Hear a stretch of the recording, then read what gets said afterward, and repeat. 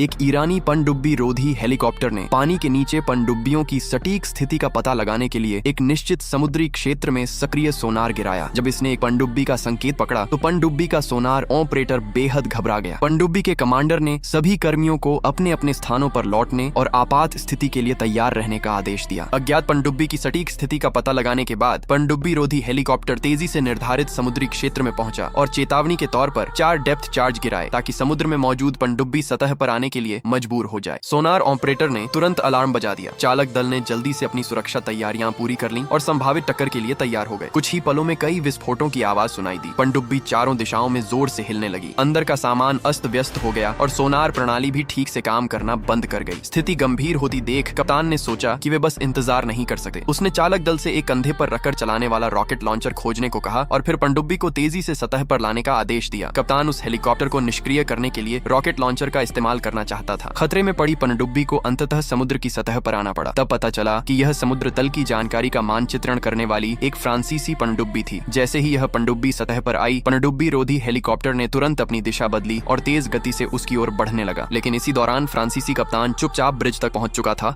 और उसने rocket launcher से हेलीकॉप्टर की ओर निशाना साध लिया। उसने ट्रिगर दबाया, लेकिन तभी उसे एहसास हुआ कि सेफ्टी अटक गई थी। उधर हेलीकॉप्टर ने चेतावनी फायरिंग शुरू कर दी और दूरी तेजी से कम होती जा रही थी। इस महत्वपूर्ण क्षण में कप्तान ने अपने सैनिकों को सेफ्टी पर गोली चलाने का आदेश दिया। आखिरकार गोली लगने से सेफ्टी खुल गई। इसके बाद फ्रांसीसी कप्तान ने फिर से हेलीकॉप्टर पर निशाना साधा। कुछ ही पलों बाद हेलीकॉप्टर को सफलतापूर्वक अक्षम कर दिया गया। इसके बाद पनडुब्बी तुरंत पानी के नीचे गोता लगाकर घटना क्षेत्र से दूर चली गई और तेजी से फ्रांसीसी बेस की ओर लौट गई। हालांकि जब कप्तान बेस पर पहुंचा तो उसे एहसास हुआ कि इस कार्रवाई ने एक बड़ी कूटनीतिक समस्या खड़ी कर दी है। इस घटना के बाद मध्य पूर्व और यूरोप में तनाव बढ़ने लगा। फ्रांसीसी एडमिरल ने मामले को संभालने के लिए अधिकारियों से बातचीत की। रूस ने भी कड़ा बयान जारी करते हुए फ्रांस और यूरोप को चेतावनी दी। फ्रांस भी पीछे हटने वाला नहीं था। उन्होंने अपने नए विकसित रणनीतिक परमाणु पनडुब्बी इंट्रावेंट को अटलांटिक महासागर के एक निश्चित क्षेत्र में गुप्त रूप से तैनात कर दिया। उसी समय एक अन्य फ्रांसीसी पनडुब्बी टाइटन को एस्कॉर्ट पनडुब्बी के रूप में भेजा गया। फ्रांस की ये दोनों उन्नत पनडुब्बियां चुपचाप बेस से निकल गईं और उनका मार्ग पूरी तरह गोपनीय रखा गया। रूस का सामना करने और यूरोपीय संघ की सुरक्षा सुनिश्चित करने के महत्वपूर्ण मिशन के साथ वे आगे बढ़ रहे थे। लेकिन उनके प्रस्थान के कुछ ही समय बाद फ्रांसीसी नौसैनिक बेस पर अचानक अलार्म बजने लगे। जानकारी मिली कि रूस ने बेरिंग स्ट्रेट क्षेत्र में एक R-30 रणनीतिक मिसाइल लॉन्च की है।